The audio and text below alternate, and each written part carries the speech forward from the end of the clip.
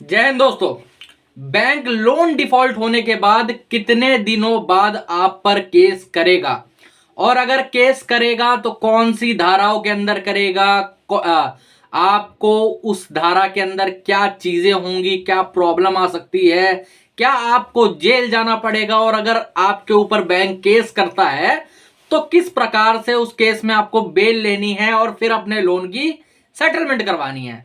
दरअसल दोस्तों, काफी सारे भाइयों का, हमारे जो सब्सक्राइबर्स हैं, काफी सारे क्लाइंट हैं, उनके सवाल आ रहे थे। मैंने एक अपने चैनल पे पोल करा था, उसके अंदर एक भाई ने कमेंट करा था कि सर, सेटलमेंट और आर्बिट्रेशन के बारे में तो हमें बहुत कुछ पता है, इन सब चीजों के बारे में तो हमें बहुत कुछ पता है, लेकिन ये जो सेक्शन 25 और चेक बाउंस है, इसके बारे में अभी तक हमें पता नहीं चला है। इसमें क्या क्या होता है, कैसे बैंक केस करता है, कितने समय के बाद बैंक केस करेगा, और क्या अगर इसमें केस कर दिया तो क्या सच में हमें जेल जाना पड़ेगा, और ये क्रिमिनल ऑफेंस है तो इसमें बेल कैसे लेनी है, बेल का क्या प्रोसीजर रहता है, ये सब चीजें क्या क्या है, आप मुझे हमें एक डिटेल वीडियो बना के बता दीजिए। तो आज यही डिटेल वीडियो मैं बना रहा हूं इसके ऊपर, और इस वीडियो के अंदर लमसम 100% जानकारी आपको मिल जाएगी।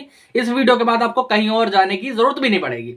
तो भाइयों, सबसे पहले तो एक चीज जान लो, जिन जिन भाई का भी हमारे लोन डिफॉल्ट चल रहा है या फिर अपना क्रेडिट कार्ड डिफॉल्ट चल रहा है, उनको मैं एक चीज तो बता देना चाहता हूं। अगर आपका कोई भी ऐसा लोन है जिसमें कोई नैच या फिर ऑटो डेबिट नहीं लगा हुआ है, या फिर कोई भी क्रेडिट कार्ड है जिसमें कोई नैच या डेबिट नहीं लगा हुआ है, ऑटो डेबिट, तो आपके लिए ये वीडियो नहीं है। आपको ये देखने की बिल्कुल भी जरूरत नहीं है। क्योंकि अगर आपका कोई नैच नहीं लगा, आपने कोई चेक नहीं दे रखा, तो बैंक आपके ऊपर किसी भी प्रकार से कोई केस नहीं कर सकती है। जी हाँ, किसी भी प्रकार से कोई भी केस नहीं कर सकती है, अनलेस आपने कोई फ्रॉड नहीं करा है, अनलेस आपने कोई फ्रॉड एक्टिविटी नहीं करी है। जैसे कई लोग काफी सारी फ्रॉड एक्टिविटी करते हैं ना, अपनी सैलरी स्लिप एडिट करके दे देते हैं, कहीं पर कोई अलग चीज दे रखी होती है, डॉक्यूमेंट फेक देते हैं। हाँ, काफी सारे लोग करते हैं। कई भाइयों का हमारे ये भी सवाल था, वो अच्छे लोग थे, सोच रहे होंगे कि ये क्या बोल रहा है क्या नहीं बोल रहा। कमेंट सेक्शन में उनका सवाल था कि सर, आप बोलते हो कि पैन कार्ड किसी ने झूठा दे दिया हो, आधार कार्ड किसी ने झूठा दे दिया हो, ये ले कैसे लेगा वेरिफिकेशन में। तो मैं आपको एक चीज बता देना चाहता हूं कि ज्यादातर जो लोन डीएसए एजेंट दिलाते हैं, उनमें उनके हाथ रहते हैं, अप्रूवल बेसिस पे ज्यादातर उनके हाथ रहते हैं। ठीक है, तो वो कोई ना कोई तिकड़म लगा के कई लोगों को लोन और क्रेडिट कार्ड प्रोवाइड करवाते रहते हैं।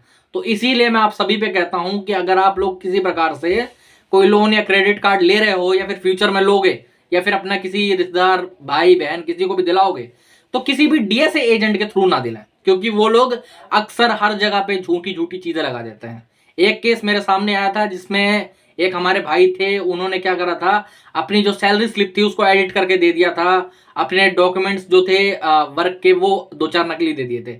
वो काम कुछ और करते थे, उन्होंने बता कुछ और दिया डीएस एजेंट के थ्रू पे। अब जब लोन डिफॉल्ट हुआ तब इन्हें क्या हुआ कि एक दो महीने तो नहीं पता चला, लेकिन जब बैंक को पता चला, जब विजिट वगैरह हुई, वहां पर जाके देखा कि भाई साहब, ऐसा बंदा तो कभी काम किया ही नहीं।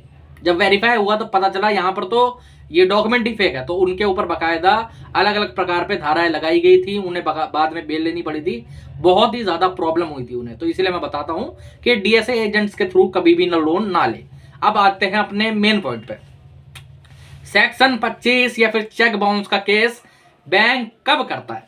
तो आजकल एक बहुत ज्यादा मिसकंसेप्शन प्रॉब्लम है, बहुत ज्यादा लोगों में गलत फहमी फैली हुई है कि अगर आपका जो लोन है वो 94 डेज मतलब 3 महीने तक डिफॉल्ट नहीं है, तो बैंक आपको कोई लीगल नोटिस नहीं भेज सकता। कई भाई हमारे, जो कई भाइयों को सेक्शन 25 या फिर चेक बाउंस का नोटिस आता है लोन एनपीए होने से पहले ही।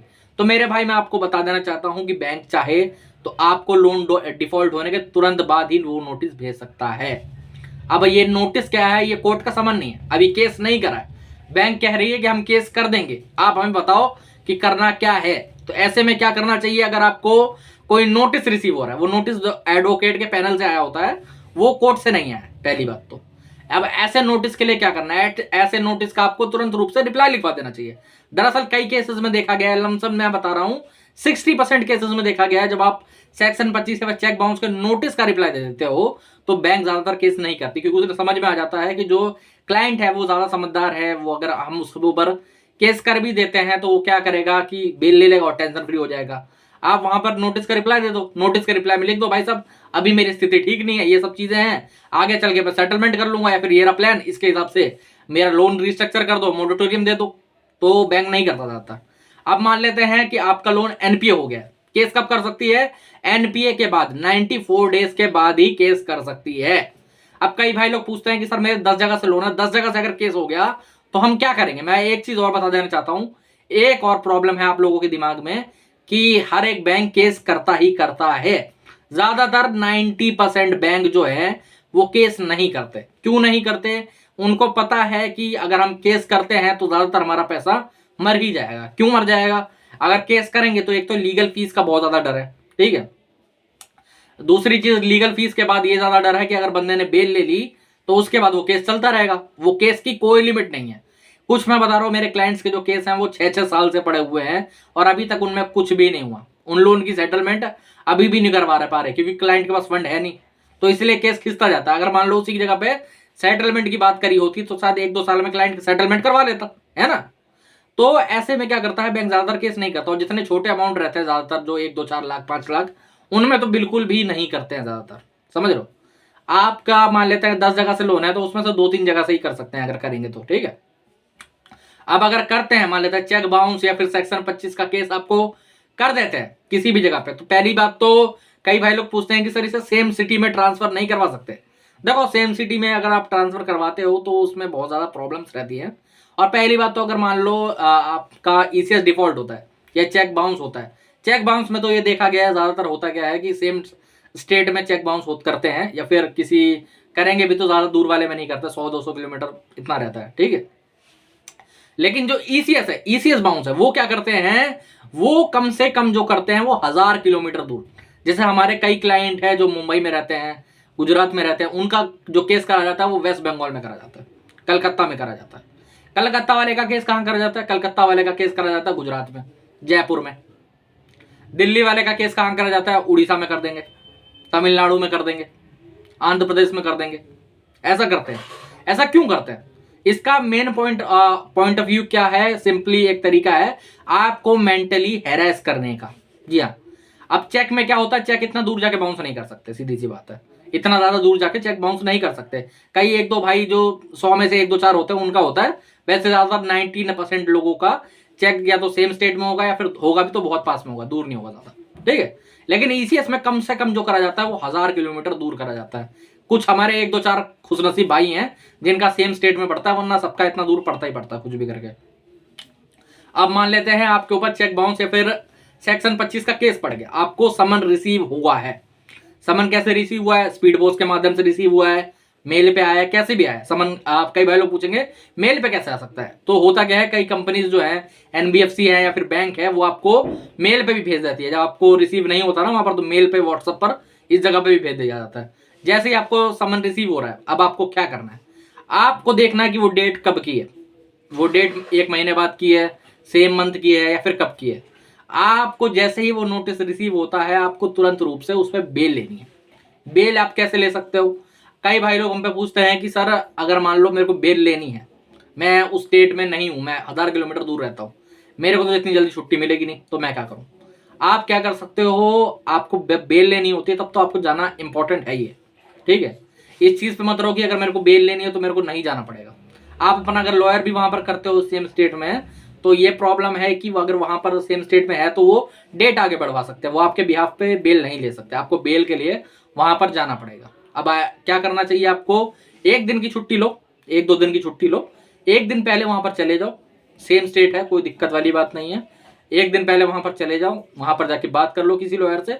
अगर आपको वहां पर कोई लॉयर नहीं मिल रहा, कोई ऐसी प्रॉब्लम है, यहाँ पर नंबर आ रहा है, आप मुझे व्हाट्सएप पर मैसेज कर सकते हो, हम भी आपको अरेंज करवा देंगे, कोई दिक्कत वाली बात नहीं है, ठीक है। वहां जाके बात करो, वहां पर जो सेम कोर्ट होगा वहीं पर जाके बात करो, और कहीं जाने की जरूरत नहीं है, कहीं और के लॉयर को हायर करने की जरूरत नहीं है। सेम कोर्ट के लॉयर को हायर करोगे तो उसमें बेनिफिट आपका ये क्या है, सस्ते में आपका काम निपट जाएगा, आपको प्रॉब्लम लेने की जरूरत नहीं है। उन पे बोलिए कि आप मेरी मुझे सिंपली बेल करवानी है, और इसके बाद जो डेट पड़ेगी उस डेट पे आपको हाजिर होना है, उसकी फीस मैं आपको देता रहूंगा डेट वाइज, ठीक है। अभी नहीं, अभी सिर्फ बेल का काम करते हैं। तो जो बेल अमाउंट कई भाई लोग पूछते हैं कि उसकी फीस क्या रहती है, तो मैं बता देता हूं। उसका देखो, बेल डिपेंड करता है आपके लोन के ऊपर। अगर आप लॉयर करते हो तो लॉयर की फीस 1 से लेके 5,000 के बीच में रहती है ज़्यादातर, ठीक है। वो अलग अलग केस पे अलग अलग वेरी करता है और कोर्ट के ऊपर भी होता है सारी चीज़ें। और बेल बॉन्ड कितना लगता है, बेल बॉन्ड देख लो, ज़्यादातर होता क्या है, आपके जो लोन के 10 से लेके 25% के बीच में रहता है। लेकिन मान लेते हैं आपका लोन है 10 लाख का, तो ऐसी स्थिति में क्या करा जाए, आप 25% तो भर नहीं सकते हो। तो ऐसे में कोर्ट आपके लिए जो है 5 से 10,000 के बीच का एक बेल बॉन्ड इशू करेगा। वो बेल बॉन्ड आपको जब आपका केस वापसी हो जाता है, जब आपका केस विड्रॉ हो जाता है, तब आपको मिल जाएगा, टेंशन लेने की जरूरत नहीं है, ठीक है। या फिर आप अपनी जो घर की आरसी है, कार की आरसी है, या फिर अपने खेत की खतौनी है, या फिर घर के पेपर्स वगैरह हैं, वो भी लगा सकते हो, आपको टेंशन लेने की जरूरत नहीं। कई भाई लोग पूछते हैं ना कि सर इतने पैसे तो है नहीं, मैं लॉयर की फीस अफोर्ड कर पाऊंगा, तो इसके बाद क्या करा जाए, बेल बॉन्ड में आप ये भी लगा सकते हो, आपको टेंशन लेने की जरूरत नहीं है। अब एक बार जब आप वहां पर बेल ले लेते हो, तो आपको कम से कम जो डेट मिलेगी वो 1 या 1.5-2 महीने की बाद की मिलेगी, ठीक है। अगली डेट पे आप लॉयर से बात कर लो, कोई दिक्कत नहीं है, वो फोन पे आपकी आगे डेट बढ़ाता रहेगा, और जो केस है वो चलता रहता है आगे, कोई प्रॉब्लम वाली बात नहीं है। केस चलता रहेगा, बीच में आपकी सेटलमेंट हो ही जाएगी, आपको बिल्कुल भी चिंता लेने की जरूरत नहीं है। अब चाहे आपका चेक बाउंस हुआ हो, आपका ईसीएस बाउंस का केस हो, सारे केस ऐसे निपटते हैं, सारे केस को इसी तरीके से निपटाना है आपको, और कुछ भी नहीं करना। इसी प्रकार से आपको बेल लेनी है, इसी प्रकार से अपनी डेट्स आगे बढ़वानी है, इसी प्रकार से आपको आगे चल के सेटलमेंट करनी है। अब कई भाई लोग पूछते हैं सालो केस कि बैंक ने तो केस डाल दिया, अब हम लोग क्या करेंगे, बैंक तो सेटलमेंट करेगा नहीं, उसका तो केस चल रहा है। अरे करेगा यार, जब तब मान लेते हैं कि 6 महीने के अंदर 2 ही डेट पड़ रही है, तो बैंक का क्या है, 4 डेट में तो साल निकल जाएगा, चलती रहेगी डेट आगे आगे, समझ रहे हो।